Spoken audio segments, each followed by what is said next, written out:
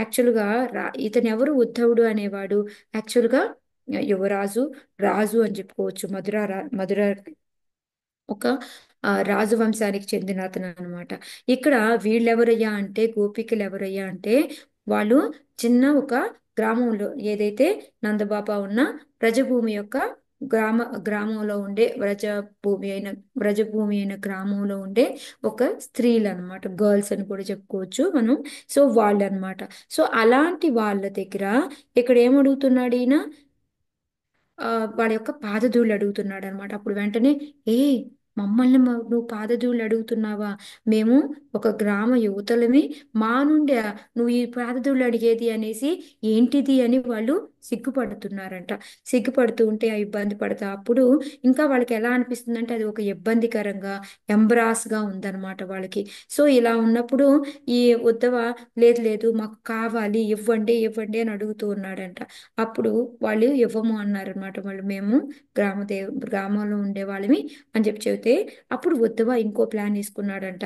Okay, ఇలా కాకపోతే నేనేంటి అంటే అట్లీస్ట్ ఈ వ్రజభూమిలో ఒక లత కింద కానీ లేకపోతే ఒక గడ్డి పరక కానీ అయిపోతే బాగుండు అనేసి అనుకున్నాడంట.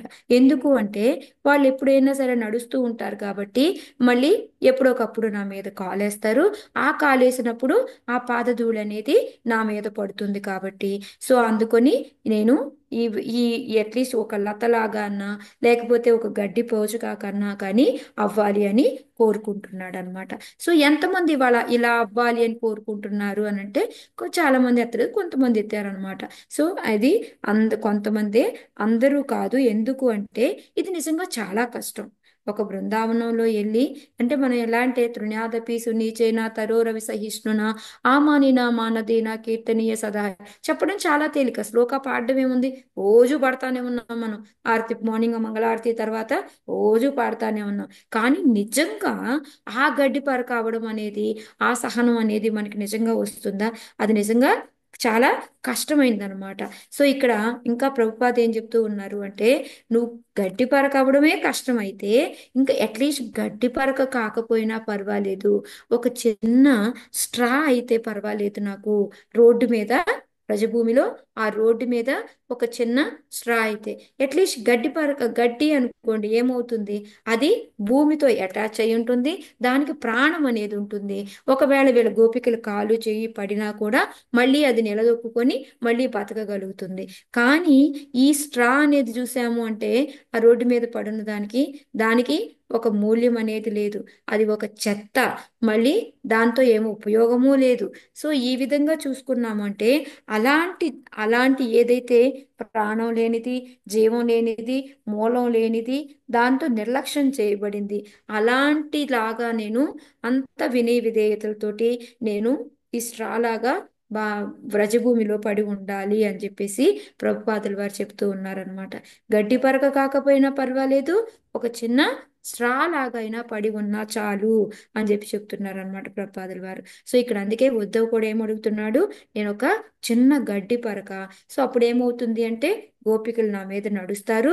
అప్పుడు నాకేమవుతుందంటే వాళ్ళు ఆ పాద ధూళితోటి మొత్తం కూడా స్నానం అయిపోతుంది నాకు. ఎందుకంటే వాళ్ళు అందరూ నడుస్తుంటారు, అందరి పాద ధూళి పడింది అనుకోండి, అప్పుడు ఏమవుతుంది, ఫుల్గా మట్టే కదా పైన ఉంటుంది. ఆ పాద ధూళితో ఏమవుతుంది, స్నానం అయినట్టుగా అయిపోతుంది అని చెప్పేసి.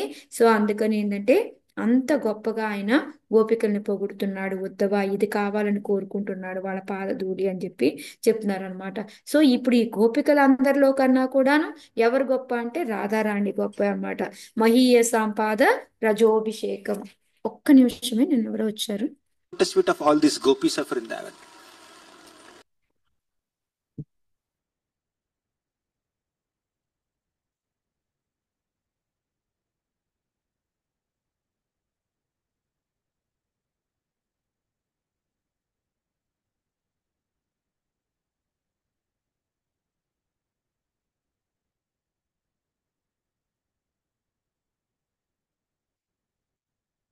సారీ. సో అందుకని మనకేం చెప్తూ ఉంటారంటే ఎక్కువగా రజోపి పాదాభిషేకం అనేసి. సో వాళ్ళ యొక్క పాద ధూళితోటి పూర్తిగా స్నానం అయిపోయినట్టుగా వాళ్ళు చెప్తూ ఉన్నారు అనమాట. ఓకే.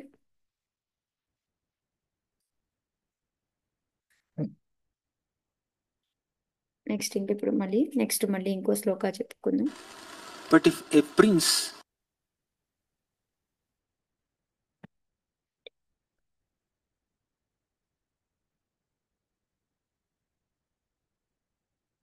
किमपि गुल्मलतौषधीनां यादुस्त्यजां स्वजनमार्यपथं च हित्वा भेजुर्मुकुन्दपदवीं श्रुतिभिर्विमृग्यां यादुस्त्यजां. ఇక్కడ ఏం చెప్తున్నారు? యా దుశ్చజం అంటే ఏంటి అంటే ఎంత కష్టము వాళ్ళకి. ఎలా అంటే మనకి వాళ్ళు ఏంటి, ఒక కట్టుబాట్లు, సంఘానికి ఒక కట్టుబాట్లు అనేవి ఉంటాయి. వాళ్ళకి ఒక స్త్రీ ధర్మం అనేది ఉంటుంది, వర్ణ ధర్మం అనేది ఉంటుంది, ఆశ్రమ ధర్మం అనేది ఉంటుంది. ఇలాంటి కట్టుబాట్లు అన్నిటినీ కూడా వదిలేసుకొని వాళ్ళు ఎలాగా అంటే వాళ్ళకి ఒకసారి హద్దులు లాంటివి ఉంటాయి, వాటన్నిటినీ కూడా దాటుకొని వాళ్ళు ఏం చేశారు అంటే కృష్ణని కృష్ణకి వాళ్ళని పూర్తిగా అర్పించుకున్నారనమాట. సో అదేమన్నంత తేలికైన విషయమా? మన చిన్న ఇల్లు దాటాలంటేనే మనకి ఎంతో కష్టం. అలాంటిది అర్ధరాత్రి పూట భగవంతుడిని వెళ్ళి కలవడము, ఇంట్లో ఫ్యామిలీస్ని వదిలేసిపోవడము, సో అది అంత తేలికైన విషయం కాదు అని చెప్పేసి ప్రభుయే చెప్తున్నట్టు వాళ్ళని అర్పించేసుకున్నారు భగవంతుడికి. సో కట్టుబాట్లు అన్నిటినీ కూడా వదిలేసుకుని వెళ్ళి, కానీ ఏంటంటే అది మనకైతే ఎంతో కష్టమైన పని. కానీ ఈ గోపికలు ఎలా చేశారు అంటే చాలా సునాయాసంగా చేశారనమాట. ఒక స్వచ్ఛందంగా వాళ్ళని స్వచ్ఛంగా ఉంచుకొని స్వచ్ఛందంగా వాటిని భగవంతుడికి అర్పించుకున్నారనమాట. సో ఇప్పుడు ఇక్కడ భీష్మ ఏం చెప్తున్నా ఉద్ధవ ఏం చెప్తున్నాడంటే, నాకు కృష్ణుడి మీద అంత ప్రేమ లేదు, మీకు ఎంత ఉందో దాంతో పోల్చుకుంటే నాకు భగవంతుడి మీద అంత ప్రేమ లేదు, అందుకొని నాకు మీ పాదధూళినివ్వండి అని చెప్పేసి అడుగుతున్నాడు అనమాట. ఈ విధంగా భీష్మ, ఉద్ధవ ఇలా ఎంతో ఉన్నతమైన భక్తులందరూ కూడా గోపీస్ కోసం ప్రే చేస్తున్నారనమాట. సో ఇంకా కృష్ణ కూడా చెప్పారు అని చెప్పుకున్నాం మనం ఇందాక.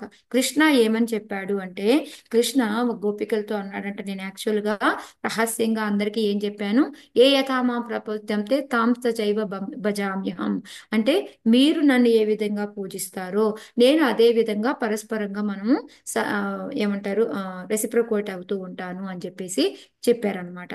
కానీ పరస్పరంగా ఇచ్చిపుచ్చుకుంటాము అని చెప్పేసి చెప్పారనమాట. కానీ మీ విషయంలో గనక మీరు చూపించినంత దాంట్లో నేను మీతోటి ఇచ్చిపుచ్చుకోవడం జరగలేదు.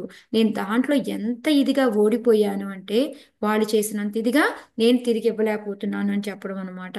సో దాంట్లో ఎలాగా అంటే నేను దుర్భరంగా దయనీయంగా ఓడిపోయాను మీ చేతిలో నేను. అంటే ఆ రెసిప్రొకేట్ ఎలా అయితే ఇచ్చామో అదే విధంగా నేను తిరిగి ఇవ్వలేకపోతున్నాను అని చెప్తున్నారు అనమాట.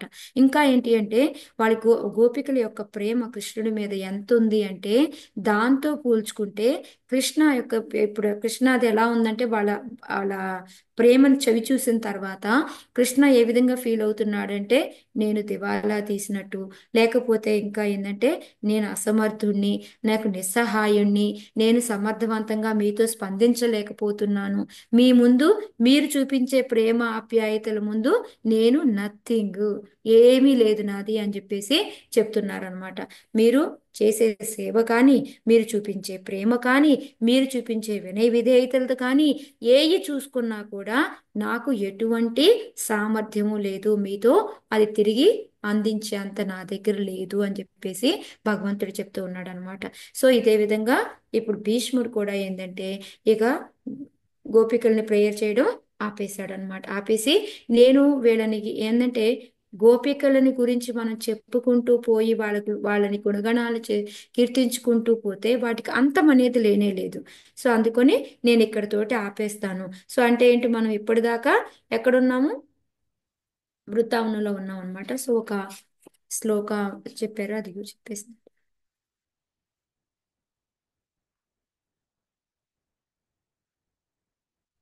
వందే నందవ్రజస్త్రీణాం పాదరేణుమభీక్ష్ణసః యాసాం హరికథోద్గీతం పునాతి భువనత్రయం.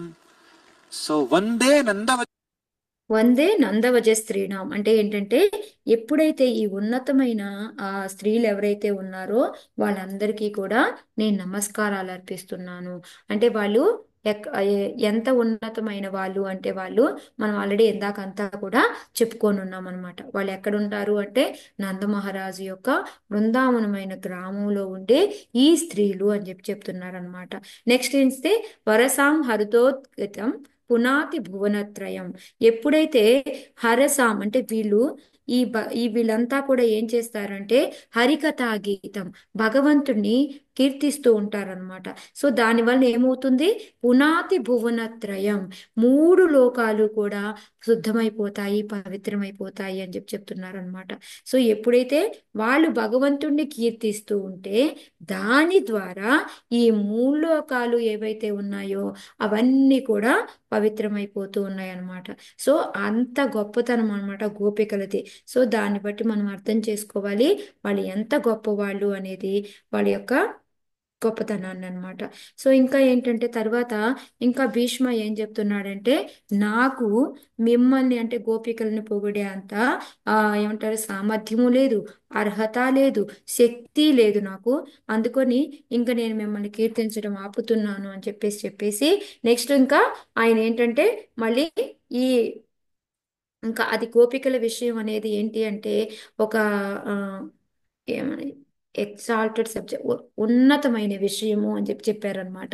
సో దాని గురించి మాట్లాడడానికి ఆ, నా దగ్గర ఇంకా అంత శక్తి సామర్థ్యాలు ఏమీ లేవు.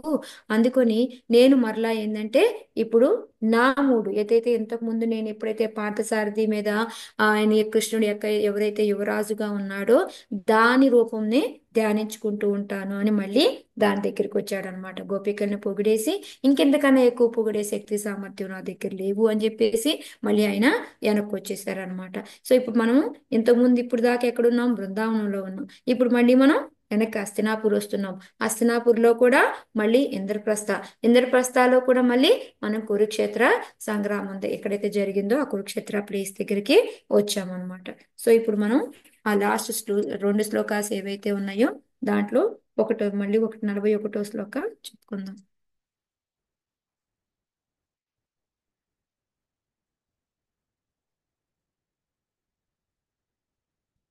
One prayer, 41st prayer. Munigana nrupavarya sankulenta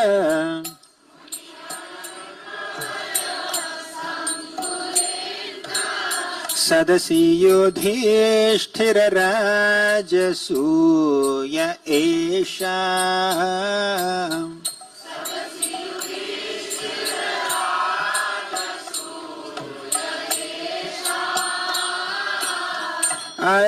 अर्हणमुपपेद ईक्षणीयो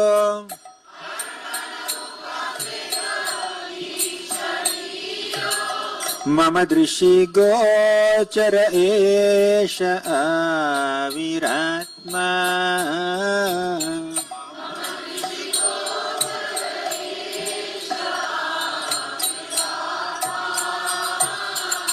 मुनिगण one more. नृपवर्य संकुलेन्त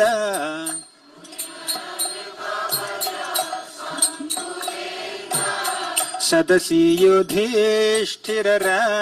युधिष्ठिरराजसूय एषा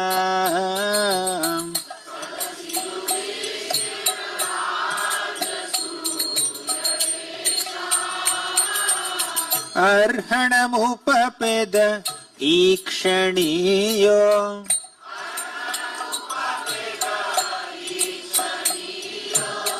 मम दृशि गोचर एष आविरात्मा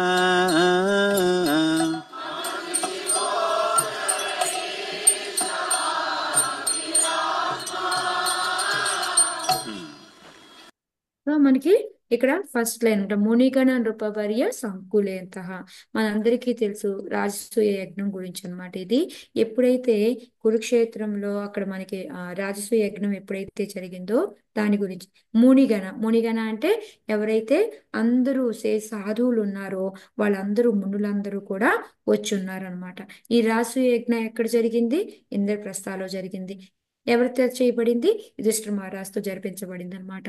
నెక్స్ట్ నృపవర్య. నృపవర్య అంటే ఏంటంటే అందరూ అంటే వీరులు రాజులందరిలో కూడా గొప్ప రాజులు అనమాట. వాళ్ళందరూ కూడా అక్కడికి వచ్చి ఉన్నారనమాట. నెక్స్ట్ సంకులు ఏంటంటే దేవతలందరూ కూడా అన్నమాట. సో ఓన్లీ అక్కడ సాధువులందరూ ఉన్నారు, మునులు ఉన్నారు, మళ్ళీ రాజుల్లో గొప్ప గొప్ప రాజులందరూ ఉన్నారు, దేవతలందరూ అంటున్నారు అనమాట రాజసూయ యజ్ఞానికి. సదసి యుధిష్ఠిర రాజసూయ యేషాం. ఆయన ఏంటంటే ఆ అసెంబ్లీలో ఏమైతే ఉందో దాంట్లో ఏంటంటే ఈ రాజసూయ యజ్ఞాన్ని యుధిష్ఠిర మహారాజు జరిపించారనమాట. ఇక్కడ ఏంటి అంటే అక్కడ ఇంకా ఎవరెవరు వచ్చారు అంటే ఇంద్రప్రస్థలో ఉన్న ఉన్నతమైన వ్యక్తులందరూ కూడా అక్కడ హాజరై ఉన్నారనమాట. సో నెక్స్ట్ థర్డ్ లైన్ అనమాట. అర్హణ అర్హణ ముప్పదేత ఈక్షణీయ. ఈక్షణీయో యాక్చువల్లీ. సో ఇక్కడ ఏంటంటే ఎవరు ఇప్పుడు ఈ రాజసూయ యజ్ఞ చేసిన తర్వాత వాళ్ళు ఏంటంటే ఒక అగ్ర పూజ అని మనకు తెలుసు ఆల్రెడీ. సో దాన్ని ఎవరికి అందించాలి, దీన్ని తీసుకునే అర్హత ఎవరికి ఉంది అనేసి అడుగుతూ ఉంటే అప్పుడు ఎవరు అందరూ కూడా ఇదేంటి ఏంటి అది అందుకోవడం అనేది కూడా ఒక శుభప్రదము. దాన్ని అందుకునే అర్హత కూడా ఉండాలన్నమాట. ఆ అర్హత ఉన్న వాళ్ళు ఎవరు అని అంటే అందరూ ఏకగ్రీవంగా కృష్ణ అని చెప్తారు. ఒక్కళ్ళు తప్ప అది ఎవరు? శిశుపాలుడు అన్నమాట. ఆయన శిశుపాలుడు తప్ప మిగతా అందరూ ఏకగ్రీవంగా కృష్ణ అని ఒప్పుకుంటారనమాట. సో నాలుగోది మమ దృషి గోచర ఏష ఆవిరాత్మ. ఎప్పుడైతే అప్పుడు ఆ ఏ, బ్రహ్మ భీష్మ ఏం చేస్తాడంటే అందరూ ఒప్పుకున్న వెంటనే కృష్ణుడి వైపు చూస్తాడనమాట. ఎప్పుడైతే భీష్మ చూపులు కృష్ణ మీద పడ్డాయో, కృష్ణ కూడా మనం ఎంత చెప్పుకున్నాం కదా, ఒకటే మనం ఇంకోటి కూడా అబ్జర్వ్ చేయలేదు, కృష్ణ చూపు కూడా మన మీద పడుతుంది. అలాగే కృష్ణ కూడా భీష్మ వైపు చూశాడనమాట. అప్పుడు ఆయన ఎంత ఆనందపడుతున్నాడంటే ఇంత పెద్ద సభలో కృష్ణాని గౌరవించబోతున్నారు, పూజించబోతున్నారు అనేసి ఎంత ఎక్కడైతే ఎంతమంది బ్రాహ్మణులు, అక్కడ ఎంతమంది ఉన్నారు, ఎంతో మంది బ్రాహ్మణులు ఉన్నారు, రాజులు ఉన్నారు, ఋషులు ఉన్నారు, దేవతలు ఉన్నారు, సైనికులు ఉన్నారు, మంత్రులు ఉన్నారు, ఇలా ఎంతో విశ్వం నుంచి వచ్చిన ఎంతో మంది అందరూ ఉన్నారనమాట. అన్ని కూడా అయినప్పటికీ కూడా అక్కడ భగవంతుణ్ణి స్పెషల్ గా గౌరవిస్తున్నారు, పూజిస్తున్నారు అంటే అది భీష్ముడికి ఎంతో ఆనందాన్ని కలిగిస్తుంది అనమాట. ఆయన ఇంకా పారవస్యంలో మునిగిపోతాడు కృష్ణుని చూసిన వెంటనే. ఇక్కడ ఏంటంటే ఇక్కడ మనకి ఏం చెప్తున్నారంటే ఎప్పుడైతే భక్తులకి ఎలా ఉంటుందంటే ఎక్కడైతే భగవంతుణ్ణి పూజిస్తారో చక్కగా ఆ ఏమంటారు కీర్తిస్తారో అది భక్తులకి ఎంతో ఆనందాన్ని కలిగిస్తూ ఉంటుంది అని చెప్తున్నారనమాట. ఇది ఎలాగా తెచ్చిపెట్టుకున్న ఆనందం కాదు, సర్వసాధారణంగా జెన్యున్ గా మనకి అది చాలా నచ్చుతుంది, ఆనందం కలిగిస్తుంది అనమాట ఎవరైతే భగవంతుణ్ణి పూజించి కీర్తిస్తూ ఉంటారో అన్నమాట. అదే మనకు సాధారణంగా భక్తులు కాకుండా మామూలుగా మనలా నాలాంటి వాళ్ళు అనుకోండి, వాళ్ళకి ఏముంటుంది అంటే వాళ్ళకి ఫస్ట్ భగవంతుణ్ణి కాదు నన్ను పొగడాలా, అంటే నేను అనేసి వాళ్ళకి ఎప్పుడు కూడా నన్ను పూజించండి, నన్ను గౌరవించండి అని ఉంటుందన్నమాట. కానీ అది వాళ్ళు ఎలా ఉంటారు, సాధారణ మనుషులు అనే వాళ్ళు సెల్ఫ్ సెంట్రిక్, వాళ్ళ చుట్టూనే తిరుగుతుంటుంది అనమాట. కానీ భక్తులు ఎలాగా అంటే కృష్ణ చుట్టూ తిరుగుతూ ఉంటాయి అన్నమాట వాళ్ళ ఆలోచనలన్నీ కూడాను. సో అలాగా కృష్ణాని పూజించటం అనేది భక్తులకి ఎంతో ఇష్టం అన్నమాట అని చెప్తూ ఉన్నారనమాట. నెక్స్ట్ ఏంటంటే రాజసూయ అన్నమాట. మనకి ఈ రాజసూయ సాక్రిఫైస్ ఏంటంటే ఈ మన రాజసూయ యజ్ఞం అనేది జరుగుతూ ఉంది కదా, దాన్ని అగ్రపూజ కృష్ణుడు అందుకుంటూ ఉంటే దాన్ని ఆస్వాదిస్తూ ఉన్నాడు అనమాట భీష్ముడు ఇక్కడ. సో ఇక్కడ ఏంటంటే అందరూ ఆస్వాదిస్తున్నారు, ఒక భీష్ముడే కాదు, కానీ ఒక్క శిశుపాలుడు తప్ప. శిశుపాలుడు ఆస్వాదించలేకపోతున్నాడు. ఆయన ఇంకా ఏంటంటే ఏ ఇంకా కృష్ణ సుదర్శనాన్ని వదిలితే ఆ, దాని ఇంకా ఆయన్ని వదలటానికి రెడీగా ఉంటాడు. దానికి ముందు ఏం చేస్తూ ఉంటాడు, శిశుపాలుడు హేళనగా నిందగా ఏదో ఒకటి ఆయన క్రిటిసైజ్ చేసి మాట్లాడుతూ నిందిస్తూ హేళనగా మాట్లాడుతూ ఉంటాడు అనమాట. ఎన్నో విధాలుగా ఆయన 100 తప్పుల వరకు ఉంటాడు కదా మనకు తెలుసు. సో అది ఏ విధంగా అంటే ఫస్ట్ ఏమంటాడంటే ఈ కృష్ణుడంట వెళ్ళి పాముని తొక్కాడంట, దానికి ఆయనకి కాళీయ దమనులేలా అనేసి కీర్తిస్తా ఉన్నారు గొప్పగా. అవును. నెక్స్ట్ చప్పట్లు కొడతా ఉన్నారు అని చెప్తున్నారు అనమాట. నెక్స్ట్ ఓ చిన్న కొండని కదిపాడంట, దానికి గోవర్ధన గిరిధారి అయిపోయాడంట అనేసి చెప్తూ ఉన్నాడు అనమాట. ఒక చిన్న ఆవులు కాసుకునే ఒక చిన్న వ్యక్తిని తీసుకెళ్ళి అతనికి అనవసరంగా పెద్ద పదవిలాగా దేవాది దేవుడు అని చెప్పేసి చెప్తూ ఉన్నారు. ఏమంత గొప్పతనం ఉందని ఈయన కూడా మామూలు మనిషిలాగే వచ్చాడు, మామూలుగానే పనులు చేస్తున్నాడు అనేసి కృష్ణుడి గురించి ఇంత హేళనగా ఏందో ఒక ఏమంటారు ఎగతాళిగా మాట్లాడుతూ ఉన్నాడు అనమాట. అప్పుడు ఇంకా భగవంతుడు ఏంటి, ఓకే నేను ఇప్పుడు పాఠం నేర్పాలి ఇతనికి అని చెప్పేసి ఏం చేస్తాడు, సుదర్శన్ని వదులుతాడు, ఆ విధంగా చంపుతాడు అనమాట. సో ఇక్కడ ఎవరైతే ఈ రాక్షసులు వీళ్ళు అసురులు ఉంటారో వీళ్ళందరినీ భగవంతుడు చంపినప్పటికీ కూడా వాళ్ళందరికీ ఏమిస్తున్నాడు అనుకున్నాం మనం మొన్నంతా, మోక్షం కానీ ముక్తి కానీ. సో దాంట్లో కూడా మనం ఇది ఒక గడ్జి లాగా పెట్టుకోవాల్సిన పని లేదు మనం. ఇదేంటబ్బా కృష్ణ ఇలా చంపుతున్నాడు అని అనుకోవాల్సిన పని లేదు అనమాట. ఎందుకు అంటే కృష్ణ చంపడం అంటే అది మోక్షంతో సమానము అనమాట. సో అది నార్మల్గా చెప్పాలి అంటే ఎంతో పెద్ద గౌరవమైనది, విశేషమైనది అనమాట ఇది. అంతే కదా, ఇప్పుడు నిజంగా ఈ రాక్షసులు కానీ అసురులు కానీ వీళ్ళందరికీ కూడా ముక్తి దొరకడం అనేది వాళ్ళ ప్రయత్నాలతో వాళ్ళు సాధించుకోవడం అనేది జరిగే పనేనా అది? ముక్తి అనేది వాళ్ళకి మోక్షము అనేది అది చాలా వాళ్ళ ప్రయత్నంతో అయ్యేదే కానే కాదు. వాళ్ళు ఎంత కష్టపడినప్పటికీ కూడా వాళ్ళకి ఈ ముక్తి మోక్షం అనేది దొరకనే దొరకదనమాట. సో ఇక్కడ ఏం చేస్తున్నాడు భగవంతుడు, వాళ్ళకి ఆ విధంగా ఆయన యొక్క చూపుతోటి వాళ్ళని శిక్షించినట్టుగానే శిక్షించినప్పటికీ కూడా దయాకరుణతోటి వాళ్ళందరికీ మోక్షాన్ని ఇస్తున్నాడు అని చెప్పి చెప్తున్నాడు అనమాట. ఇదే మనము గమనించాల్సిన విషయము భగవంతుడిలో అని చెప్తున్నాడు. సో ఎప్పుడైనా భగవంతుడు శిక్షించినా చంపినా అది మనకి ఒక బ్లెస్సింగ్, ఆశీర్వాదం అనే మనం అనుకోవాలి అని చెప్పేసి మనకి ఆయన కరుణ దయ చూపించాడు అనే అనుకోవాలి అని చెప్పి చెప్పారు. మనం ముందు క్లాస్లో కూడా చెప్పుకున్నాం. సో ఈ విధంగా అయిన తర్వాత ఇప్పుడు ఫస్ట్ 41వ శ్లోక అయిపోయింది. సో ఇప్పుడు 42వ శ్లోకాకి వెళ్దాం అనమాట.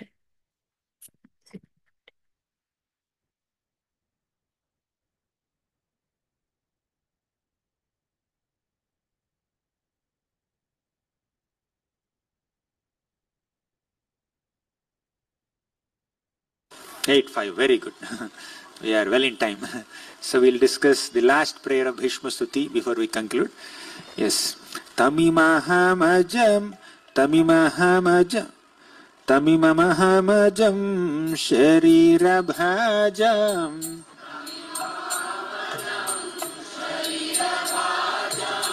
Hridi Hridi Dhishtitamatmakalpitanam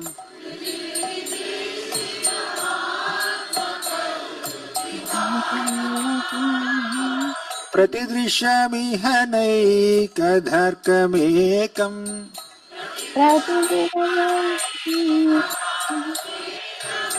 समधिगतोऽस्मि विधूतभेदमोह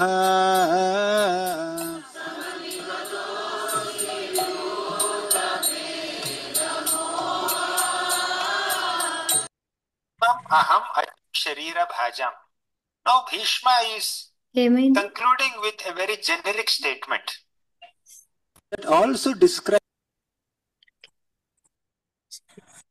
సో ఇక్కడ ఏంటి అంటే లాస్ట్లో చివరిగా ముగింపు ఏంటి అంటే ఒక మామూలుగా ఒక సాధారణమైన ఒక స్టేట్మెంట్ లాగా చెప్పుకొచ్చారనమాట.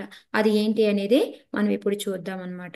సో ఆయన ఫస్ట్ లైన్ తమమహ మయజం శరీర భాజం అంటే ఆ ఆయన కరుణని ఎట్లా పోల్చాలి, దేంతో కూడా మనం పోల్చలేమన్నమాట దానికి. అంటే ఆయన కరుణ దయ ఎంత అంటే దేనికన్నా ఒక మెజర్మెంట్ వేసి చేద్దాము అంటే దేంతో పోల్చలేము. ఎందుకంటే భగవంతుడికి మనము అంటే ఆయన దగ్గరికి వెళ్ళగలగడానికి అంటే మనం ఆ మార్గం అనేది యాక్సెసిబుల్ అనేది మనకి చాలా ఈజీగా దొరుకుతుంది అనమాట. ఎవరైనా ఎప్పుడైనా ఎలా అయినా భగవంతుడిని జారవచ్చు అనమాట. సో అది శరీర భాజం, శరీరం ఓకే, శరీరం ఉన్నవాడితోనే కాదు. ఓకే అంటే మనకి అనుకుంటాం ఓకే ఈ శరీరం ఉంటేనే మనం భగవంతుడి దగ్గరికి వెళ్ళగలము అనేసి అనుకుంటాం అనమాట. అది ఓన్లీ శరీరం ఉన్న వాళ్ళతోనే కాదు, ఇంకా హృది సెకండ్ లైన్ హృది ధిష్ఠితం అంటే ఆత్మ కల్పితం. ఎవరైతే మాతజీ మ్యూట్ లో ప్లీజ్. సో ఇక్కడ ఏంటంటే హృతి హృతి తిష్ఠితాం అనమాట. అలా శరీరం ఉన్న వాళ్ళతోనే కాదు, ఎలాగా అంటే అంటే ఆ శరీరం లేని వాళ్ళు కూడా, అంటే ఆత్మ లేని వాళ్ళు అని కూడా మీనింగ్ అన్నమాట. ఇప్పుడు వాటర్ తీసుకున్నాం అనుకోండి, ఈ మంచినీళ్ళు, ఆ మంచినీళ్ళలో ఆ ఆత్మ అనేది ఉంటుందా? శరీరంలో దాంట్లో ఆత్మ అనేది ఉండదు, కానీ పరమాత్మ అనేది ఉంటుందన్నమాట. సేమ్ అలాగే ఏంటంటే పంచదార ఒక చిన్న పార్టికల్ ఉందనుకోండి, దాంట్లో ఆత్మ అనేది ఉండదు, కానీ కంపల్సరీ పరమాత్మ అనేది ఉంటుంది అన్నమాట. సో ఈ విధంగా ఏంటంటే భగవంతుడే నీటిలో రుచి రూపంలో, మనకు ఆల్రెడీ 7th చాప్టర్లో కూడా వస్తుంది మనకి. మళ్ళీ పంచదారలో తీపి, ఉప్పులో ఉప్పు, ఇవన్నీ కూడా ఏంటి అంటే వీటన్నిటిలో కూడా మామూలుగా అయితే అందరికీ మన జీవులకైతే ఆ, ఆత్మ అనేది ఉంటుంది, పరమాత్మ అనేది ఉంటుంది. కానీ వీటిల్లో ఏంటంటే భగవంతుడు ఏంటంటే ఆత్మ లేకపోయినా కూడా సూపర్ సోల్ లాగా, అంటే పరమాత్మ లాగా ఆయన ఉంటాడు అన్నమాట. ఇంకా ఏం చెప్తున్నారు అంటే కృష్ణ పరమాత్మ రూపంలో మన అందరిలో సెకండ్ లైన్ అనమాట, హృది హృది తిష్ఠితం ఆత్మ కల్పితానం. ఆయన పరమాత్మ రూపంలో ప్రతి ఒక్కళ్ళ అందరిలోని ప్రతి ఒక్క జీవిలో కూడా ఉంటాడు. మనకు ఆల్రెడీ ఆ శ్లోక కూడా మనకి తెలుసు. సో ఇక్కడ ఏంటంటే భక్తుల హృదయాల్లో ఏంటంటే భగవంతుడి కృష్ణ పరమాత్మ లాగా ఉన్నప్పటికీ కూడా దానికన్నా ఎక్కువగా పనిచేస్తాడు అని చెప్తున్నారు అనమాట. ఎలాగా? పరమాత్మ కన్నా కూడా ఇంకా ఎక్కువగా ఎలా పనిచేస్తాడు అనేది ఇప్పుడు చెప్తున్నారు. మామూలుగా పరమాత్మ అయితే ఏం చేస్తుంది? మనం ఆల్రెడీ తెలుసు మనకి 15 పాయింట్, సర్వస్య చాహమృతి సన్నివిష్టో మత్త స్మృతిర్జ్ఞానమపోహనం చ వేదైష సర్వేరహమేవ వేద వేద్యాంత కృత్వేద విదేవ చాహం శ్లోకం మనకి. సో మనకేంటి మరుపునిస్తాడు, జ్ఞానాన్ని ఇస్తాడు, స్మరణాన్ని ఇస్తాడు. సో ఈ విధంగా ఏంటంటే భగవంతుడు లోపల మన హృదయంలో కూర్చొని మనకి పరమాత్మలాగా పనిచేస్తూ విట్నెస్ గా కూడా, సాక్ష్యంగా కూడా మనకి ఉంటూ ఉంటాడనమాట. అంటే ఇక్కడ ఏంటంటే మత్త స్మృతి జ్ఞానం అపోహనంచ అంటే మనకి న్యూట్రల్ గా, అంటే ఇటు అటు అని కాకుండా ఆయన మనల్ని అబ్జర్వ్ చేస్తూ ఉంటాడనమాట. నెక్స్ట్ ఏంటంటే మనతో అటాచ్మెంట్ అనేది పెట్టుకోడు అనమాట. నెక్స్ట్ శుద్ధంగా ఉంటాడు. ఆసక్తి అంటే ఆసక్త విభక్త సాక్షిని, అంటే అతను దేంతో కూడా సంబంధం అనేది పెట్టుకోకుండా ఉంటాడనమాట. సో ఎలా అంటే మనం పనులు చేసే వాటికి సాక్ష్యంగా ఉంటాడు. ఉండి ఏంటంటే మనం మర్చిపోయిన కోరికల్ని మనకి గుర్తు చేస్తూ, ఏ విధంగా గుర్తు చేస్తాడు? జ్ఞానం ద్వారా మనకి గుర్తు చేస్తూ, మనం మిగతావి అవసరం లేని వాటిని మర్చిపోయేలాగా చేస్తూ ఉంటాడు అనేసి భగవంతుడు మనకి చేసేదేంటి? మనకి జ్ఞానాన్ని ఎందుకు ఇస్తాడు? మనం మర్చిపోయిన వాటిని గుర్తు చేయడానికి అన్నమాట. సో ఈ విధంగా భగవంతుడు మనలో ఉండి చేసే పని పరమాత్మలాగా అన్నమాట. కానీ భక్తుల్లో పరమాత్మ కన్నా ఎక్కువ చేస్తాడు అని ఎందుకు చెప్తున్నారు అంటే ఇక్కడ భగవంతుడు న్యూట్రల్ గా ఉంటాడు, పక్షపాతం ఉన్నట్టే ఉంటాడనమాట. అంటే ఎటు కాకుండా అలాగే ఉండి చూస్తూ ఊరుకోడు అనమాట. మనకి ఏం చెప్తాడు అంటే మనకి ఆశ్రయం తీసుకోవడానికి ఒక మార్గం చూపిస్తాడనమాట భగవంతుడు. మీరు ఏ ఆశ్రయం తీసుకోవాలి, ఎటు పోవాలి అనేది మనకు ఒక్కోసారి 6th సెన్స్ చెప్తుంది అని అంటుంటా ఉంటుంది చూడండి, అదనమాట. సో దానికి ప్రూఫ్ ఏంటి అంటే మనకి 10th చాప్టర్లో భగవద్గీత, భగవంతుడు లోపల ఉండి మనకి మార్గదర్శకం చూపిస్తాడు. పరమాత్మలాగా న్యూట్రల్ గా ఉండడు అని చెప్పుకుంటున్నాం కదా. దానికి సాక్ష్యం ఏంటి అంటే తేషాం సతతయుక్తానం భజతాం ప్రీతిపూర్వకం దదామి బుద్ధి యోగం తం ఏన మాముపయాంతి తే. ఎప్పుడైతే మనకి భగవంతుడు దదామి బుద్ధి యోగం తం, మనకి బుద్ధిని ఇస్తాడు, తెలివితేటలు ఇస్తాడు అనమాట. ఎందుకు? మనం గమ్యం ఏంటి, మన గమ్యాన్ని చేరడానికి మనకి జ్ఞానం కావాలి. సో ఆ జ్ఞానాన్ని మనకి బుద్ధి రూపంలో ఇస్తాడు. ఇచ్చి ఏం చేస్తాడు? మనలో ఉన్న అజ్ఞానాన్ని తొలగిస్తాడు అనమాట. నెక్స్ట్ అదే శ్లోకం మనకి ఇంకా నెక్స్ట్ శ్లోక కూడా ఉంటుంది. ఈ ఏంటంటే అప్పుడు ఎప్పుడైతే మనము భగవంతుడిని ఆశ్రయం తీసుకుంటామో మనం ఏంటంటే అప్పుడు ఆధ్యాత్మిక ప్రపంచం చేరడానికి మనకి డైరెక్షన్, దర్శకత్వం అనేది, మనకి దారి అనేది మనకి చూపిస్తూ ఉంటాడనమాట. ఎలాగంటే అహం అజ్ఞాన జంతమః నాశయాత్మ నాశయాత్మ భావస్తో యా జ్ఞానదీపేన భాస్వత. నెక్స్ట్ శ్లోక అనమాట మనకి 11, 10 10.11 అనమాట భగవద్గీతలో. సో ఇప్పుడు ఏంటి అంటే మనకి ఆ జ్ఞానం అనే దాన్ని వెలిగిస్తాడనమాట, దీపంలో వెలిగిస్తాడనమాట. సో అది వెలిగించిన వెంటనే ఏమవుతుంది మనకి, ఆ జ్ఞానం ద్వారా మనం అజ్ఞానాన్ని పారద్రోలేస్తాం అనమాట. సో ఆ అజ్ఞానం ఎప్పుడైతే తోలిపోయిందో మనము అప్పుడు భగవంతుడి యొక్క ఆశ్రయం తీసుకుంటాము. ఇదే మనకి భక్తుల్లో ఉండి ఆయన చేసే పని అనమాట. అది అందరికీ చేస్తాడా? నో, ఓన్లీ భక్తులకి మాత్రమే చేస్తాడు అని చెప్పేసి చెప్తూ ఉన్నారనమాట.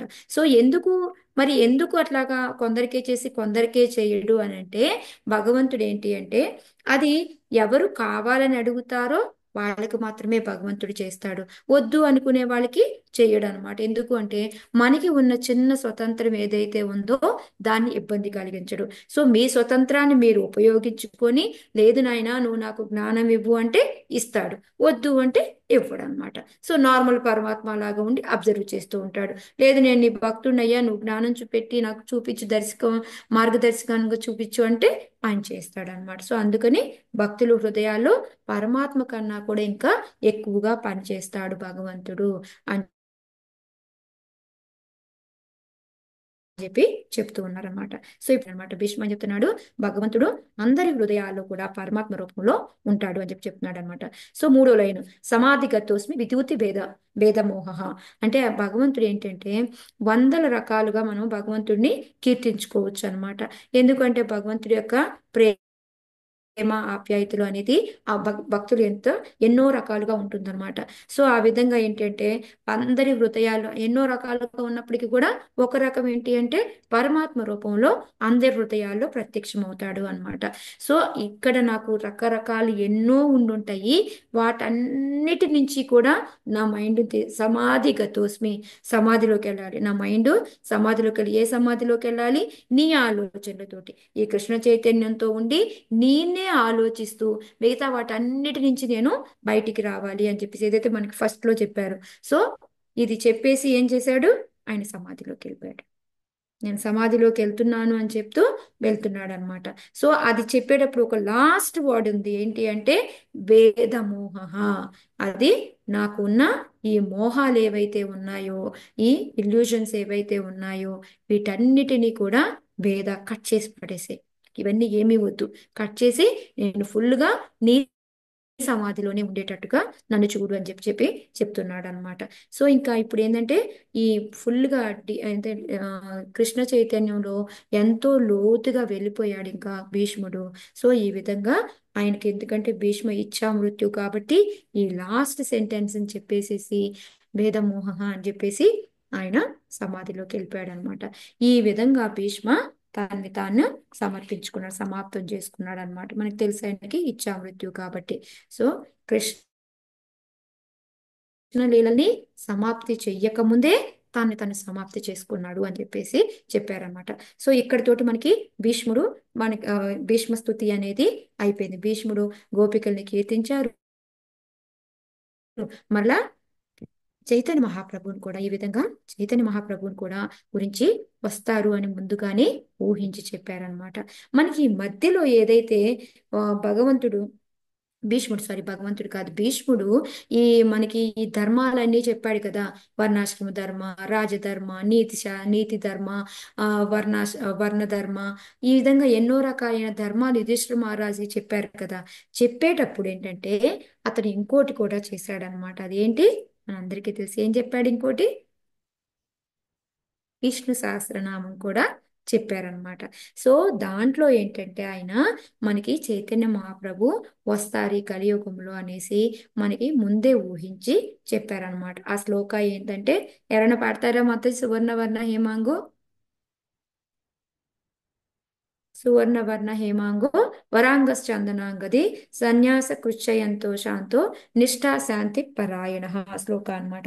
సో ఇందులో భీష్మ ఏం చెప్పాడు, సువర్ణవర్ణ హేమాంగో, మామూలుగా కృష్ణుడు రాముడు బ్లూ కలర్ లో ఉంటారు, అలా ఎన్నో ప్లేస్లో రావడం అనేది జరిగింది మనకి. ఆ దేహం అనేది ఆ బులుగు రంగులో అని నీలమేఘ శ్యామ అని ఇవన్నీ మనం చెప్పుకున్నాం. కానీ ఇక్కడ సువర్ణ వర్ణ హేమాంగో అంటే ఆయన గోల్డెన్ కలర్ అన్నమాట. అవని పసుపచ్చది, మన గోల్డ్ అయితే ఏదైతే మెరుస్తూ ఉంటుందో ఆ ఆ ఆకారంతో అన్ని అవయవాలు కూడా అదే ఛాయతో ఉంటాయి అని చెప్పేసి.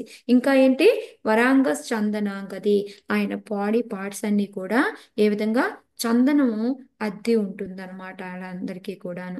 సో ఇది చెప్పారనమాట. నెక్స్ట్ సన్యాస కృత్యయ శాంతి, అంటే సన్యాసం తీసుకుంటాడు చైతన్య మహాప్రభు.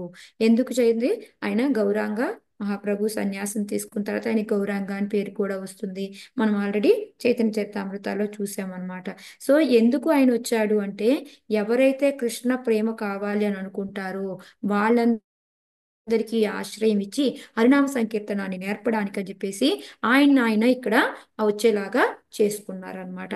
సో ఈ విధంగా ఏంటంటే, భీష్మ ముందుగానే చైతన్య మహాప్రభు వస్తారు అని ఈ విష్ణు సహస్రనామంలో ఆ టైంలో ఆయన ఎప్పుడైతే దేహాన్ని వదలబోతూ ఉన్నారో దానికి భీష్మ స్తుతికి ముందు దీన్ని కూడా చెప్పున్నారు అని చెప్పేసి చెప్తూ ఉన్నారనమాట. నెక్స్ట్ ఏంటంటే, చైతన్య మహాప్రభు ఎవరు అసలు, ఎవరు అంటే మనకి తెలుసు చైతన్య మహాప్రభుకి ఎంతో మంది భక్తులు ఉన్నారు, ఎంతో మంది ఆయన్ని పూజించే వాళ్ళు ఉన్నారు. వాళ్ళందరిలో కూడాను ఒక భక్తుడికి మనకి ఇక్కడ ఉన్న భీష్ముడికి సిమిలారిటీస్ ఉంటాయి అన్నమాట. ఎవరైనా చెప్పగలరా?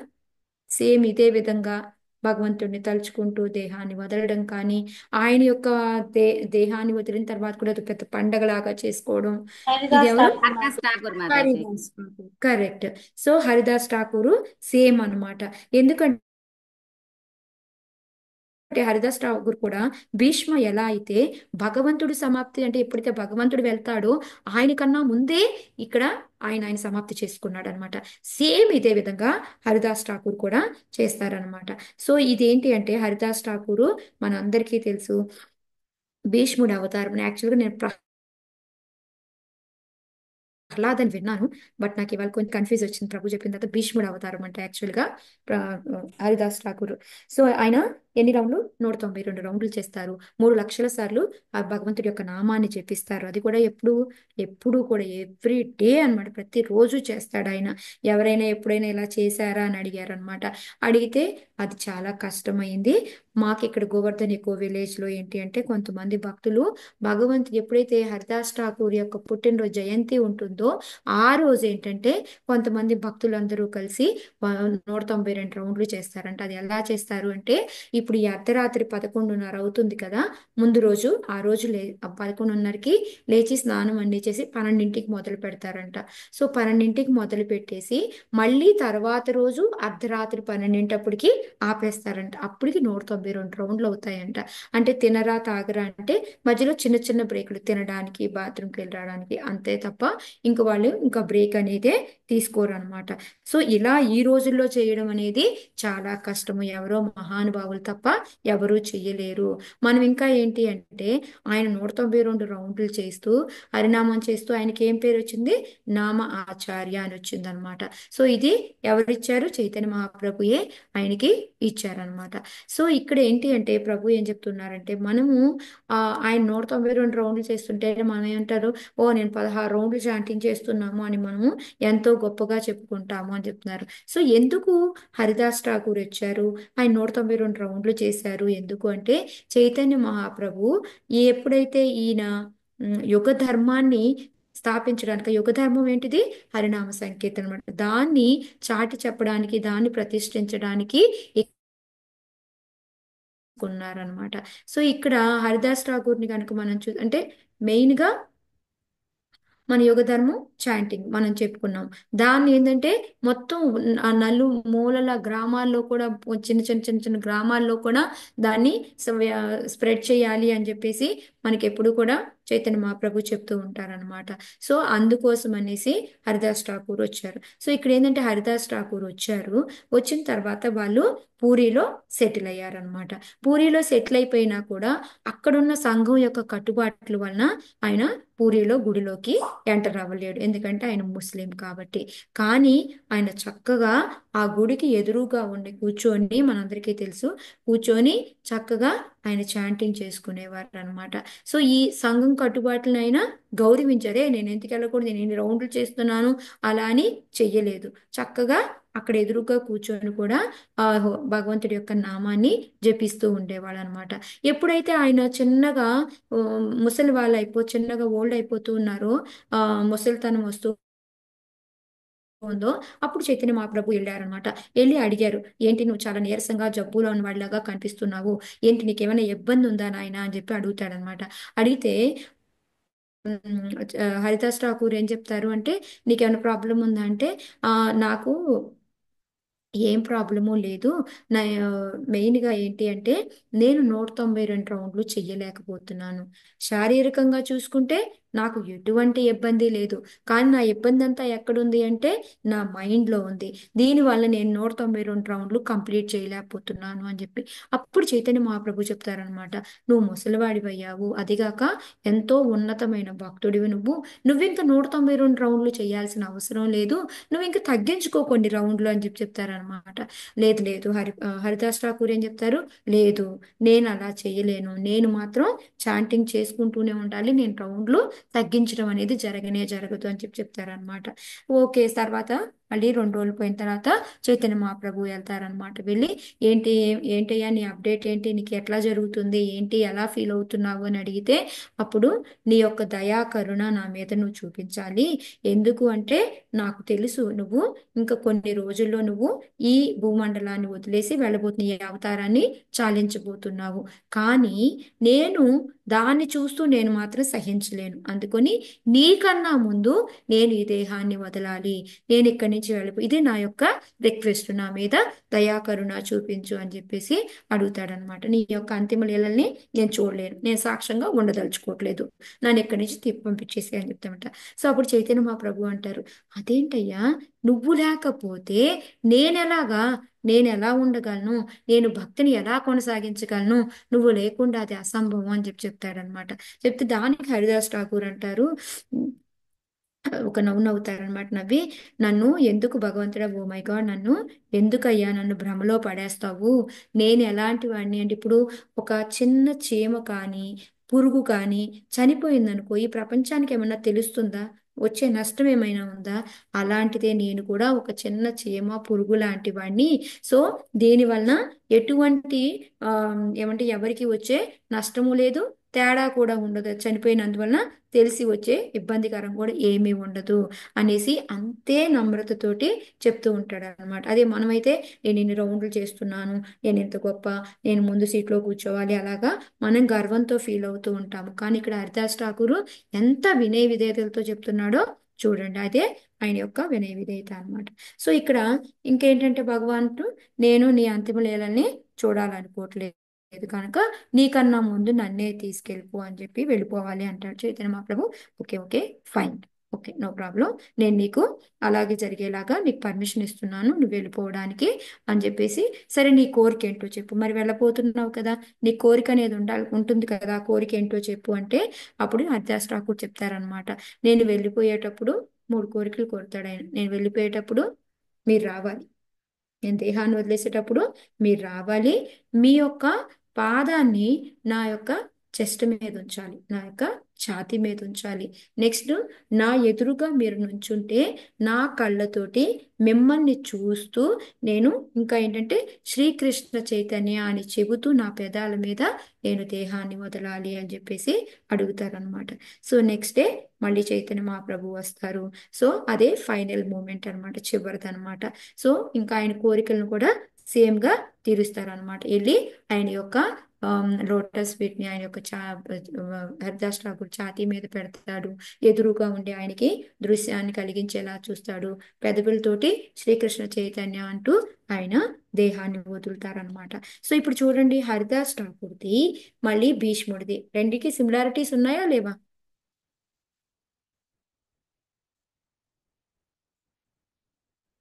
ప్రత్యక్షంగా మాతాజీ భగవంతు ఉన్నాయి కదా మాతాజీ. హరే కృష్ణ. ప్రత్యక్షంగా భగవంతుడే వచ్చాడు, ఇక్కడ భీష్ముడికి, ఇక్కడ హరిదాస్ ఠాకూర్కి వచ్చాడు. సేమ్ మళ్ళీ నీ ఆయన్ని తలుచుకుంటూనే భీష్ముడి దేహం వదిలాడు. ఇక్కడ ఈయన కూడా భగవంతుని కృష్ణ చైతన్య అనుకుంటూనే దేహం వదిలాడు. కనుచూపు లాస్ట్ లో భగవంతుని చూస్తూనే వదిలాడు. ఇక్కడ ఈయన కూడా భగవంతుని చూస్తూనే కళ్ళతోటి. సో మొత్తం ఎన్ని చూసుకున్నా ఎక్కువ సిమిలారిటీస్ అనేది ఇక్కడ కనపడుతూ ఉన్నాయి అన్నమాట. సో మనకి మెయిన్ గా ఏంటి అంటే ఇక్కడ మనం ప్రభుపాద పర్పోట్లు ఇవన్నీ ఉంటాయి కదా, వీటిని ఎన్నో ఇవన్నీ కూడా ఒకే రకంగా ఉంటాయి మనకి. కానీ ఇక్కడ హరిదాస్ ఠాకూర్ ఏంటంటే ఆయన సొసైటీలో చూసుకున్నారు అనుకోండి, ఆయన జన్మ ఎలాంటిది, చాలా చిన్నదన్నమాట. ఓకే, అయినా సరే ఆయన ఎలా పొజిషన్ ఎలాంటిది అయినప్పటికీ కూడా భగవంతుడు ఏం చేశాడు, ఆయన్ని గౌరవించాడు. చైతన్య మహాప్రభు కూడా ఎప్పుడు ఆయనకి ఒక గౌరవ సత్కారాలు అనేవి అందించాడు అనమాట. పూరిలోకి రానివ్వలేదు, గుడిలోకి రానివ్వలేదు.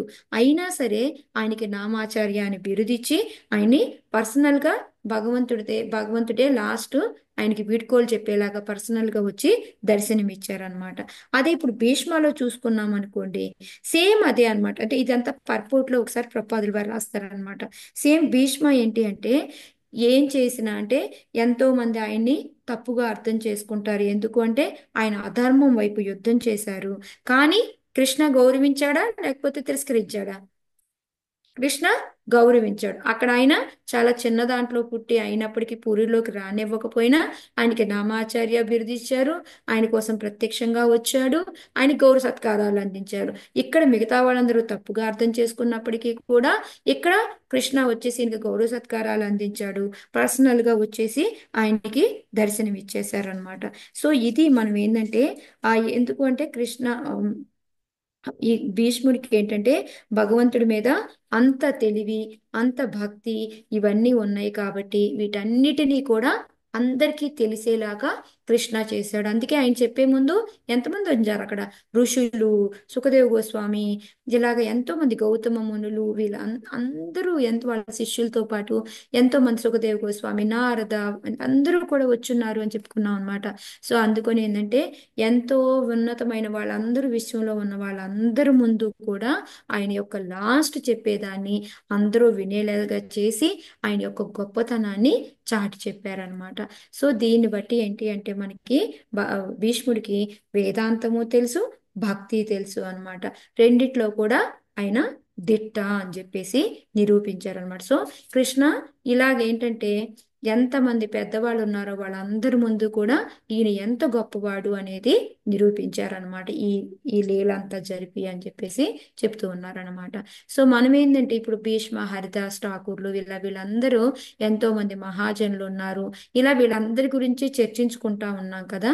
ఇది దీని ఒక ముఖ్య ఉద్దేశం అనేది ఉండాలి కదా. ఏంటి ఆ ముఖ్య ఉద్దేశము అంటే మనం ఊరికే ఏదో టైం పాస్ చేయడానికి దాని గురించి కథల్ని చెప్పుకుంటూ చర్చించుకుంటాం, ఇది కాదు యాక్చువల్గా. అసలు ముఖ్య ఉద్దేశం ఏంటి అంటే వాటి నుంచి మనము స్ఫూర్తిని పొందాలన్నమాట. ఎప్పుడైతే మనం వాటి నుంచి ఇన్స్పిరేషన్ తీసుకుంటామో వాళ్ళ యొక్క ఉదాహరణలు కానీ వాళ్ళని మనం వాళ్ళ రోల్ మోడల్గా పెట్టుకొని మనము భక్తిలో ముందుకు వెళ్ళాలన్నమాట. మనకి ఇలాగ ఏంటంటే ఇలా ఇప్పుడు మనం చూడండి, కొంతమంది ఒక ఈ సీనియర్ సినిమా యాక్టర్లని వీళ్ళని రోల్ మోడల్స్ గా పెట్టుకుంటూ ఉంటారన్నమాట. ఎందుకు పెట్టుకుంటారు అంటే ఓకే, అది కూడా ఒక రకంగా మంచిది. ఎందుకు అంటే వాళ్ళు అనుకున్న గమ్యానికి చేరాలి అని అంటే ఎవరో ఒకరిని ఒక రోల్ మోడల్ గా పెట్టుకుని ఈ విధంగా చేస్తే బాగుంటుంది అని అనుకుంటారనమాట.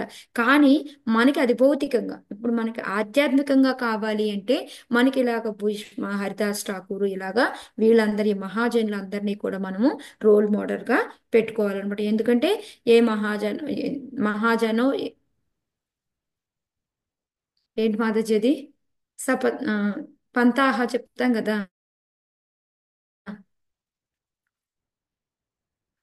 మహాజనాహు ఏక ఏ ఏ పతా సంతాహ అనుకుంటా, కాదు రావట్లేదు.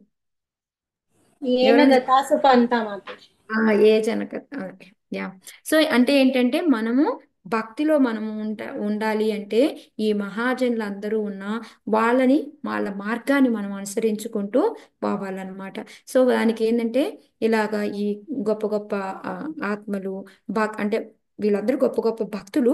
బట్ ఇక్కడ ఏంటంటే ప్రభు ఏంటంటే సోల్స్, గ్రేట్ గ్రేట్ సోల్స్ అని చెప్తున్నారు అనమాట. వాళ్ళు భక్తిని ఎంత బాగా చేశారు, ఇవన్నీ కూడా మనము వాళ్ళని చూసి మనము అనుసరించాలి అని చెప్పేసి. సో అలా అంత గొప్ప వాళ్ళల్లో ఏంటంటే భీష్ముడు కూడా ఒకరు అని చెప్పారనమాట. సో ఆయన జీవితం అంతా కూడా ఎలాగంటే తన కోసం అని కాకుండా కృష్ణ సేవకే ఆయన అంకితం చేసుకున్నాడు అనమాట. అలా ఎలా అంటే భగవంతునికి చేతిలో ఒక చిన్న పరికరం లాగా అనమాట. ఆయన అంత ఇదిగా వినయ విధేయతలతో భగవంతుడికి అంకితం చేసుకున్నాడు అనమాట. సో అదే భీష్ముడి యొక్క జీవితము, అదే హరిదాస్ యొక్క జీవితం కూడా, అదే ప్రహ్లాద్ మహారాజ్ అయినా, అదే విధంగా ఎంతో మంది మహాజనుల జీవితాలైనా కూడా. సో ఎలాగా పృథు మహారాజ్ కానీ ఇలా ఎంతో మంది, వీళ్ళందరూ కూడా ఏంటి అంటే అదే భక్తితోటి వాళ్ళు భగవంతుడికి సేవ చేసుకుంటూ ఉండేవాళ్ళు, వాళ్ళని అంకితం చేసుకున్నారు అని చెప్పేసి చెప్తున్నారు అనమాట. సో మనం ఏంటంటే భీష్మ దేవుణ్ణి ఏ విధంగా ప్రార్థించారో మనం కూడా ఆయనలాగే భగవంతుడిని మనం ప్రార్థించుకోవాలన్నమాట. ఏమని? నాకు కూడా ఆ శక్తిని ఇవ్వు అని చెప్పేసి, నాకు కూడా ఆ ఏమంటారు ఆ శక్తిని నాలో ప్రసాదించు. దాన్ని ఎప్పుడైతే నువ్వు ఇస్తావో దానివల్ల ఏంటంటే నేను భక్తిలో ఒక కమిట్మెంట్ తో ఉంటాను. సో అని చెప్పేసి ఆ కమిట్మెంట్ తోటి భగవంతుడి సేవ చేయగలము అనమాట. సో మన జీవితం ఏంటంటే ఎప్పుడు పర్ఫెక్ట్ అవుతుంది అంటే ఎప్పుడైతే భగవంతుడు మనకి ఒక డ్రాప్, ఈ భీష్మ వీళ్ళకి ఏదైతే శక్తిని ఇచ్చాడో భగవంతుడు, దాంట్లో ఒక్క డ్రాప్ ఆఫ్ శక్తిని గనక మనకిస్తే మనం అదే దాంతో మనం అంకిత భావంతో భగవంతుడికి గనక సేవ చేశాము అనుకుంటే అప్పుడు మన జీవితం పర్ఫెక్ట్ అన్నమాట. మొత్తం భీష్మలాగా అని చెప్పట్లేదు, భీష్ముల్లాగా మనం ఒక్క డ్రాప్ చేయగలిగినా కూడా మన జీవితం పర్ఫెక్ట్ అని చెప్పేసి చెప్తున్నారు అనమాట. సో మన జీవితంలో ఏంటంటే ఆ మన జీవితాన్ని సక్సెస్ చేసుకున్నట్టే. ఎప్పుడైతే మనం ఈ విధంగా చేయగలిగామో మన జీవితం సక్సెస్ చేసుకున్నట్టే అని చెప్తున్నారు అనమాట. సో ఇక ఏంటంటే మనకి ఇలాంటి వాళ్ళ ఆశీర్వాదం అనేది ఈ మహాజనులు, ప్రహ్లాద్ మహారాజు, పృథు మహారాజు, ఇలా వీళ్ళందరి యొక్క ఆశీర్వాదాలు దీవెనలు కావాలి. సో అందుకని మనం ఎప్పుడు కూడా ప్రార్థిస్తూ ఉండాలి. సో ప్రార్థనే కాదు, ఇంకా ఏంటి అంటే మనం ఈ రోజు విన్నాము ఇది అయిపోయింది కాదు, ఇలా ఎప్పటికప్పుడు అన్నమాట, టైం టు టైం మనము ఇలాంటి వాళ్ళందరి గురించి కూడా మనం చర్చించుకుంటా ఉండాలన్నమాట. ఇలా ఈ గొప్ప గొప్ప భక్తుల యొక్క ఉదాహరణలని, వాళ్ళ యొక్క కథలని మనం ఏంటంటే నిత్యం గుర్తు తెచ్చుకోవడము, చర్చించుకోవడము చేయాలన్నమాట. అలా చర్చించుకుంటూ ఉంటే కొన్ని రోజులకి ఏమవుతాము అంటే వాళ్ళంటే మనకి ఆ ఎంతో ఇష్టం అనేది ఏర్పడుతూ ఉంటుంది అనమాట. కొన్ని రోజులకి మనం వాళ్ళలాగా కూడా తయారైపోతాం. ఎలాగంటే ఎప్పుడైతే మనం భీష్ముడి యొక్క గుణగణాలను ఇలాగ మనం చర్చించుకుంటూ ఉన్నాం అనుకోండి, అలాగా ప్రహ్లాద్ మహారాజ్ యొక్క గుణగణాలు, మనం పరీక్షిత్ మహారాజ్ యొక్క గుణగణాలు, అంబరీష్ మహారాజ్ యొక్క గుణగణాలు, పృథు మహారాజ్ యొక్క గుణగణాలు, ధ్రువ మహారాజ్ యొక్క గుణగణాలు, ఇలా ఎంతో మంది గొప్ప గొప్ప భక్తులు ఉన్నారు. వాళ్ళందరి యొక్క గుణగణాలని మనం అలాగంకా గోపీస్ ఎవరైతే ఉన్నారో బృందావనంలో ఉన్న గోపీసు, ఇలాగా మనం వాళ్ళందరి గురించి ఎంత ఎక్కువగా చర్చించుకుంటూ ఉంటామో వాళ్ళంటే ఇంకా అంత ఎక్కువ ఇష్టం అనేది ఏర్పడుతూ ఉంటుందన్నమాట. ఎప్పుడైతే అంత ఇష్టం ఏర్పడుతూ ఉంటుందో వాళ్ళ యొక్క మూడ్ మనకు కూడా వస్తూ ఉంటుందన్నమాట. వాళ్ళ యొక్క ఎమోషన్స్ మనకు కూడా వస్తూ ఉంటాయి అన్నమాట. చివరికి వాళ్ళలాగా మనము ఆలోచిస్తూ ఉంటాం అనమాట. వాళ్ళలాగా ఆలోచిస్తూ ఉన్నామంటే వాళ్ళలాగా మాట్లాడుతూ ఉంటాం అనమాట. అలాగా మనకి తెలియకుండానే మనలో ఈ భక్తి యొక్క లక్షణాలు అనేవి పెరుగుతూ పోతాయి అన్నమాట. సో మనము ఈ భక్తి యొక్క లక్షణాలు మనలో పెరగాలి అంటే మనం చేయాల్సింది ఏంటి? ఈ మహాజనుల యొక్క గుణగణాలని, వాళ్ళ యొక్క ఉదాహరణలని రోల్ మోడల్ గా పెట్టుకొని వాటిని టైం టు టైం మనము వింటూ ఉండాలి. అది కూడా రెగ్యులర్ గా, ఒకసారిని వదిలేయటం కాదనమాట, రెగ్యులర్ గా వింటూ ఉండాలి అని చెప్పారనమాట. సో ఇప్పటి వరకు మనము ఎప్పుడు కూడా మనం చర్చించుకుంటూ ఉండాలి అని, ఇది మెయిన్ గా మనకి ముఖ్యమైనది. అంతేకాని ఊరికే విన్నామా వదిలేసామా అనేది కాదు, దీని నుంచి మనం ఏం నేర్చుకోవాలి అనేది చెప్పారనమాట. సో ఇక్కడతోటి భీష్మ స్తుతికి అయిపోయిందనమాట. సో ఇక్కడ జస్ట్ ఏంటంటే ప్రభు జస్ట్ వాళ్ళందరికీ ఎవరెవరైతే ఆయనకి హెల్ప్ చేస్తున్నారో వాళ్ళందరినీ కూడా ఒకసారి ఇది చెప్పారనమాట. ఏమంటాం దాన్ని, ధన్యవాదాలు తెలిపారనమాట. సో ఏ విధంగా అంటే ఒక భక్తుల లక్షణాలు ఆ కాదు కాదు. సో ఫస్ట్ మహేష్ ప్రభు చెప్పారు. సో ఆయన అంటే ఎవరైతే మహేష్ అద్వానీ అని ఇల్లు ఇచ్చారో మనకి అక్కడ ప్రోగ్రామ్ జరుపుకోవడానికి భాగవత సప్తాయి. సో అప్పుడే ఆయన చెప్పారనమాట, ఈయన ఎంతో మంచి భక్తుడు. ఎలాగా అంటే ఉమ్, ఎంతో మందికి ఈ కథ వినడానికి, భాగవత సప్తా కథ వినడానికి అరేంజ్ చేశారు. ఇంకా ఆయన ఎంతో రెగ్యులర్ గా భక్తిలో ఉంటాడు. భక్తులంటే ఎంతో గౌరవం ఉంది ఆయనకి. ఇంకా ఏం చెప్పారు అంటే ఉమ్, ఈ ఆయనకి నవ్వేద భక్తుల్లో ఏది ఇష్టము అంటే నాకు కథ వినడం అనేది, అంటే శ్రవణం అనేది చాలా ఇష్టము అని చెప్పారు. సో ఈ విధంగా ఆయనలో కూడా ఒక భక్తుడికి ఉండాల్సిన లక్షణాలన్నీ కూడా ఉన్నాయి. సో ఇంకా పొద్దున్నే లేచి చాంటింగ్ కూడా చేసుకుంటారంటే ఈయన ఒక గొప్ప వైష్ణవుడు అనేసి ఆయనకి ధన్యవాదాలు చెప్పారనమాట. సో ఈ విధంగా ఏంటంటే మనము ఈ భాగవత సప్తాలు ఇక్కడైతే ఎలా అయితే ఎంతమంది అందరూ వచ్చి కూర్చొని వింటూ ఉన్నారో, ఇదే విధంగా అన్ని ప్లేసుల్లో కూడా ఇలా జరుగుతూ ఉంటే ఎంతో బాగుంటుంది. దీనివల్ల ఏంటంటే ఎన్నో భక్తులు నేర్చుకుంటారు అని చెప్పేసి ఈయన కూడా ఒక ఉదాహరణగా మనం తీసుకోవచ్చు. భక్తులు ఎలా ఉండాలి అనే దానికి ఒక ఎగ్జాంపుల్ ఇట్లాగా అని చెప్పేసి చెప్పారనమాట. నెక్స్ట్ ఏంటి అంటే ఏదైతే మన ఈ వీళ్ళు ఉన్నారో ఇక్కడ ఇక్కడ ఉన్న వైష్ణవులందరికీ, ఇంకా ఈ ఏదైతే వల్లభ్రభు అని ఉన్నారు, ఆయన ఈ రోజు రాలేదు. ఆయనకి కూడా మళ్ళీ బ్రజలీలా ప్రభు ఉన్నారు. వీళ్ళందరూ కూడా ఈ యోజన అనేది, భాగవత సప్తాహ యోజన అనేది ఎన్నో రోజుల క్రితం చేసుకొని దాన్ని ప్లాన్ చేసుకొని ఇలా అందరూ వినేలాగా ఉంది. సో వీళ్ళందరికీ కూడా నా ధన్యవాదాలు అని చెప్పారనమాట.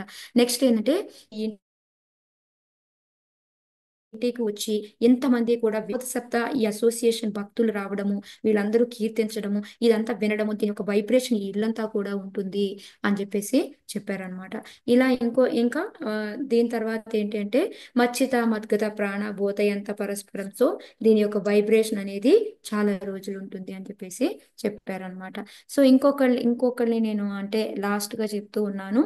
అది ఎవరు అని అంటే మన రేవతి గోపి మాతాజీ మళ్ళీ జగన్ ప్రభు గురించి చెప్పారనమాట. వీళ్ళలోనే నాకు ఎంతో అందమైన ఇంట్లో నాకు ఒక ఆశ్రయం ఇచ్చారు. వీళ్ళు నన్ను ఎలాగంటే ఒక కొడుకులాగా చూసుకున్నారు. నాకు నిజంగా తల్లిదండ్రులు ఎలా చూసుకుంటారో అంతే విధంగా నన్ను చూసుకున్నారు. వాళ్ళు నాకు తల్లిదండ్రులతో సమానము అని చెప్పారనమాట. అంతేకాకుండా వాళ్ళ హృదయాలు ఎప్పుడూ కూడా భక్తితో నిండి ఉంటది. వాళ్ళు కూడా ఒక ఎగ్జాంపుల్. వాళ్ళని చూసి మనం చాలా నేర్చుకోవచ్చు అని చెప్పారనమాట. వాళ్ళ యొక్క సింప్లిసిటీ ఎలా ఉంటుంది, వాళ్ళ వినయ విధేయతలు ఎలా ఉంటది, వాళ్ళు చూపించే ప్రేమ ఎలా ఉంటుంది, మళ్ళీ వాళ్ళు ఇచ్చే గౌరవాలు ఎలా ఉంటాయి, అవన్నీ కూడా ఎంతంటే నన్ను ఎంతో ఇన్స్పిరేషన్ చేసి నన్ను భక్తిలో ఇంకా ఇంకా ముందుకెళ్లేలాగా చేస్తూ ఉన్నాయి వాళ్ళవన్నీ కూడాను అని చెప్పేసి చెప్పారనమాట. ఇంకా ఏంటంటే ఇక్కడ ఈ నేను యాక్చువల్గా ఇంకా చెప్పాలి అంటే ఇక్కడ ఉన్న వైష్ణవులందరికీ కూడా నా ధన్యవాదాలు. మీరందరూ కూడా వచ్చి చక్కగా ఈ చిన్న చిన్న పిల్లలు వాళ్ళు రోజు రావడం, కూర్చోవడం, వాళ్ళ కీర్తనలు చేయడము, నెక్స్ట్ వచ్చేసి మీరందరూ రోజు కూడా అది శుక్రవారం అంటే వీకెండ్లు అయినా కూడా కాకపోయినా రోజు కొంతమంది 2 గంటలు, కొంతమంది 3 గంటలు, కొంతమంది ఇంకా ముందే వచ్చి సెటప్ చేయడాలు, ఈ విధంగా మీరందరూ కూడా నాకు ఏమంటారు, మీరందరూ నాకు ఆశీర్వాదం ఇవ్వాలి. నేను ఎలా అయితే ఈ ఈ జన్మ ఇంకా ఎన్నో ఎన్నో జన్మలు కూడాను భగవంతుడి యొక్క సేవలోనే నిరంతరం కొనసాగాలి అనేసి, ఇంకా కొంచెం కూడా చిన్న మాత్రం కూడా అహంకారం అనేది లేకుండా నేను సేవ చేసుకుంటూ నా టైం వృధా చేసుకోకుండా ఉండాలి అనేసి మీరందరూ నాకు ఆశీర్వదించండి అని నేను హృదయపూర్వకంగా అడుగుతున్నాను. అంటే బెగ్గింగ్ చేస్తున్నాను అనే విధంగా చెప్పారనమాట. సో ఇంకా ఇదే కాదు, జై గోవింద ప్రభు, తులసి గోవింద ప్రభు, ఇలాగా ఎంతో మంది కూడా ఉన్నారు. వాళ్ళందరికీ కూడా ధన్యవాదాలు. ఇంకా ఏంటి అంటే యాక్చువల్గా ఇప్పుడు ఈ దామోదర్ దేశ్కి రావడము, ఇక్కడ వచ్చి నేను ఈ భాగవత సప్తాహ చేయడం ద్వారా నేను ఎన్నో మధురమైన అనుభూతుల్ని మోసుకొని వెళ్తున్నాను.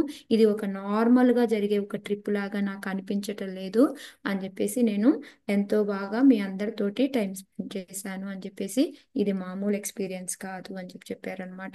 ఇది నాకు ఎంతో ప్రత్యేకం. సో మీ అందరూ నన్ను ఆశీర్వదించండి అని చెప్పారు.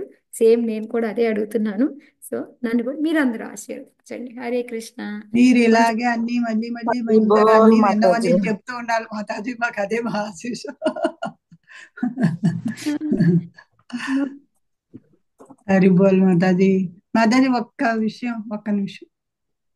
ఏలది విష్ణు అమ్మ సహస్రంలో రికార్డింగ్ ఆపుతా, ఒక్క నిమిషం ఉండండి మాతాజీ, రికార్డింగ్ ఆపుతావా ప్రసన్న లక్ష్మి? ఇప్పుడు ఆపానమ్మా. ఆ, హరే కృష్ణ. చెప్పండి. విష్ణు సహస్రంలో చైతన్య మహాప్రభు గురించి చెప్పారు అన్న విషయం నేను ఇదే ఫస్ట్ టైం వింటున్నాను మాతాజీ. అవునా, ఎప్పటి నుంచో అంటే ఓకే, మీరు ఇక్కడ ఇది చదవ- ఇక్కడ ఇప్పుడు భాగవతమే భగవద్గీత తప్ప అది ఇప్పుడు వినలేదు కాబట్టి అందుకని మాకు తెలియదు ఆ మాట. అది 69వ 70వ శ్లోక మాతాజీ, సువర్ణ అదే వర్ణ. ధర్మరాజ్ మురారి ప్రభు చెప్పారు మాతాజీ మన 79. క్లాస్ లో. నేను నేను 20 ఏళ్ల క్రితం మా ఖతార్లో విన్నాను నేను ఇది. అబ్బో, ఉమ్. నేను ఫస్ట్ టైం విన్నాను. ఇప్పుడు దానికి అర్థం ఎక్కడుందో వెతుక్కోవాలి. నేను నా పుస్తకంలో పారాయణకి మా శ్లోకాలే తప్ప మీనింగ్ తో లేదు. ఏం లేదు మాతాజీ, సువర్ణ వర్ణ హేమాంగు అయిన అవయవాలన్నీ కూడాను దీంట్లో ఉంటాయి, చందనంతో అప్లై చేసి ఉంటాయి, మళ్ళీ సన్యాసం తీసుకుంటాడు, దేనికోసం అంటే శాంతి కోసం, అది అలా ఉంటుంది, అట్లా వస్తుంది. Thank you Mataji. 79 మాతాజీ, 79. 79. 79 నేను 69 అనుకుంటున్నాను. మీరు చెప్పగానే పుస్తకం తీసి నోట్ చేసుకున్నాను నేను. అవునా, ఓకే. సువర్ణవర్ణో హేమాంగో వరాంగ చందనాంగది వీర విషమ శూన్యో హృదాసి